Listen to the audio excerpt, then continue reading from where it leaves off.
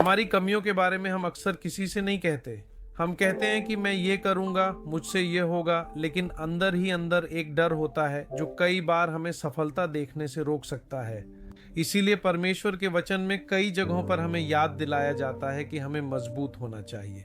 जो लोग हमें विश्वास पात्र मानते हैं वे कई बार हमारे खिलाफ काम कर सकते हैं, लेकिन यह मत भूलो कि एक है जो वास्तव में चाहता है कि हमारे लिए भलाई हो और हम आशीर्वादित हों।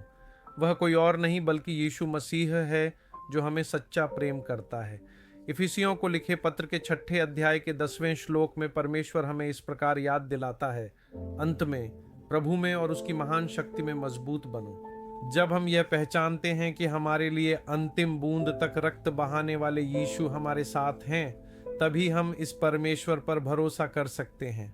जब हमारे पुण्य कर्मों के कारण हम इस परमेश्वर के पास नहीं जा सकते थे, तब पापरहित परमेश्वर का रक्त हमारे सभी पापों को क्षमा कर हमें परमेश्वर के करीब लाया। आज परमेश्वर चाहता है कि हम इस परमेश्वर के प्रेम और देखभाल को पहचानें और इस परमेश्वर में मजबूत बने। जीवन में आए गए हालात शायद आज आपके डर का मुख्य कारण हो सकते हैं, लेकिन क्या आपने कभी उस यीशु मसीह के प्रेम का अनुभव किया है जो कभी नहीं छोड़ता, कभी आपको अकेला नहीं करता?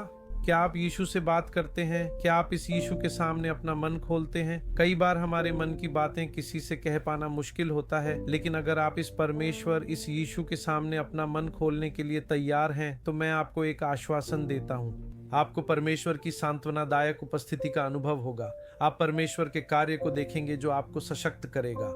हम एक युद्ध के मैदान में हैं। माँ के गर्भ में आकार लेने से पहले ही परमेश्वर के पास आपके लिए योजनाएं हैं, लेकिन शत्रु आपको परमेश्वर की योजनाओं से दूर करने के लिए और आपको परमेश्वर की अच्छाइयों का अनुभव न करने देने के लिए आपके जन्म से ही कई प्रयास कर रहा है। इसलिए हमारे जीवन में परमेश्वर की योजनाएं पूरी हों, इसके लिए हमें इस परमेश्वर के करीब आना होगा।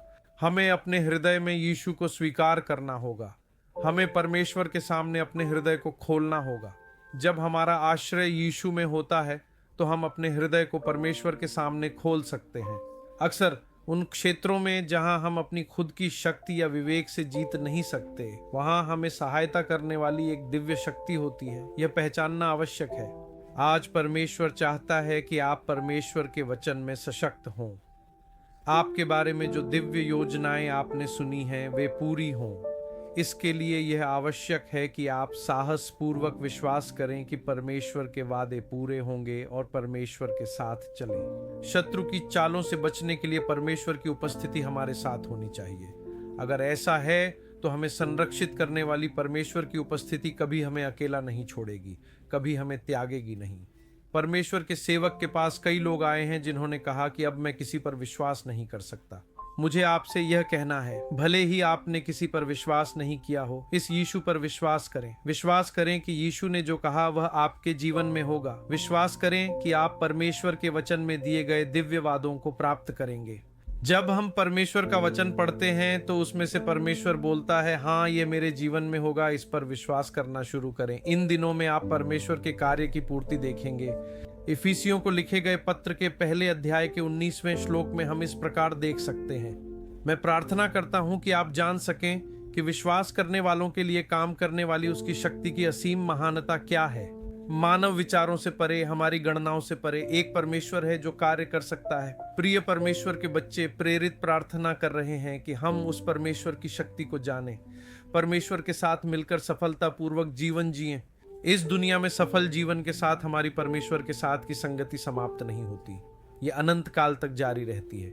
यदि ऐसा है तो आज जब हम परमेश्वर के साथ जुड़े हैं, वास्तव में परमेश्वर हमें अनंत काल के लिए तैयार कर रहा है। दुश्मन की चालों को पहचानने में असमर्थ स्थितियों से परमेश्वर हमें बदलाव दे रहा है। इसीलिए आज मेरी आवाज सुनने वाले प्रिय परमेश्वर के बच्चे, परमेश्वर आपसे फिर कह रहा है, साहसी बनो, मजबूत बनो। अपने टूटे थके मन से कहो, मेरे लिए कार्य करने वाला एक यीशु है। कहना शुरू करो कि मैं यीशु के कार्य को देखूंगा। यशायाह नबी की पुस्तक के 40वें अध्याय के 30-41 वचन इस प्रकार हैं, युवा थक कर गिर जाएंगे और जवान भी ठोकर खाएंगे, फिर भी जो यहोवा की प्रतीक्षा करते हैं वे अपनी शक्ति को नवीनीकृत करेंगे। वे गरुड़ की तरह पंख फैलाकर उड़ेंगे, वे बिना थके दौड़ेंगे और बिना थके चलेंगे। अगर आप परमेश्वर की प्रतीक्षा करने के लिए तैयार हैं तो मैं आपको फिर से एक आश्वासन देता हूँ, जहां सब कुछ समाप्त हो गया है, वहीं आप एक महान परमेश्वर का कार्य देखेंगे। मैं आपको याद दिला रहा हूं कि परमेश्वर के नाम की महिमा के लिए आपको एक संकेत के रूप में बदलने की योजना है, ताकि आप जिस देश में हैं वहां एक उदाहरण बन सकें। आज हमारे जीवन की यात्रा में ये समझें कि आपका जीवन उन शत्रुओं की चालों में फंसकर किसी तरह जीने के लिए नहीं है जो हमें दबाते हैं। परमेश्वर चाहता है कि आप हमारे यीशु के साथ खड़े होकर जीवन में स्वतंत्रता का अनुभव करें। जब आप यीशु के साथ खड़े होते हैं तो आपको विशेष आशीर्वाद मिलेगा। इसीलिए ये समाप्त नहीं होगा, बल्कि आप कई लोगों के लिए आशीर्वाद बनेंगे। हाँ प्रिय परमेश्वर के बच्चे, विश्वास करना शुरू करें, कहना शुरू करें कि मैं अपने परमेश्वर का कार्य देखूंगा। जब सैनिक यीशु मसीह को क्रूस पर चढ़ाने के लिए पकड़ रहे थे तो उनके साथ मौजूद शिष्यों में से कोई भी उनके साथ नहीं था। सभी डरकर भाग गए। जब उनके दिल में डर समा गया, जब वे अपने छोड़े हुए काम पर लौटने के लिए तैयार हो गए, तब यीशु मसीह फिर से उन्हें खोजने आए, उनके दिल को यह विश्वास दिलाते हुए कि जैसा उन्होंने कहा था वे पुनर्जीवित हो गए हैं। ये सब हमें देखने को मिलता है। इन सब से परमेश्वर हमें सिखाते हैं। एक डगमगाते दिल के साथ हम अक्सर परमेश्वर का कार्य नहीं कर सकते, हमें दिव्य आशीर्वाद प्राप्त नहीं हो सकते। लेकिन जब हम यह विश्वास करते हुए कि जिसने बुलाया है वह विश्वसनीय है, यीशु के साथ खड़े होने के लिए तैयार होते हैं, तो हम निश्चित रूप से दिव्य अच्छाइयों का अनुभव करेंगे। जब गिदोन मिद्यानियों के खिलाफ 22,000 लोगों के साथ युद्ध करने के लिए निकलते हैं, तो परमेश्वर कहते हैं कि इतने लोगों के साथ तुम विजय नहीं देखोगे। फिर परमेश्वर के कहे अनुसार करके गिदोन को 300 लोगों के साथ एक बड़ी विजय मिलती है, जिसे हम न्यायाधीशों के 7वें अध्याय में देख सकते हैं।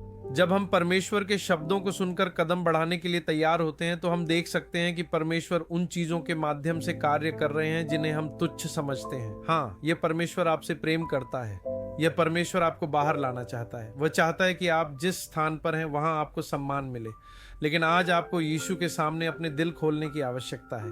यदि आप यीशु के कार्य के लिए समर्पित होना चाहते हैं, तो मैं आपके लिए प्रार्थना करना चाहता हूँ। आइए अपनी आंखें बंद करें और साथ में प्रार्थना करें। हमारे महान पवित्र स्वर्गीय पिता, जो लोग मेरे साथ प्रार्थना कर रहे हैं, उन्हें आपके पवित्र हाथों में सौंपता हूँ। एक महान परमेश्वर के कार्य, एक महान दिव्य भलाई को देशों में प्रकट करने के लिए इस जनता को आप सशक्त करें। परमेश्वर का कार्य इनके माध्यम से प्रकट हो। सशक्त करने वाली, बल देने वाली परमेश्वर की उपस्थिति इनके जीवन यात्रा में हर क्षण इन्हें अनुभव हो।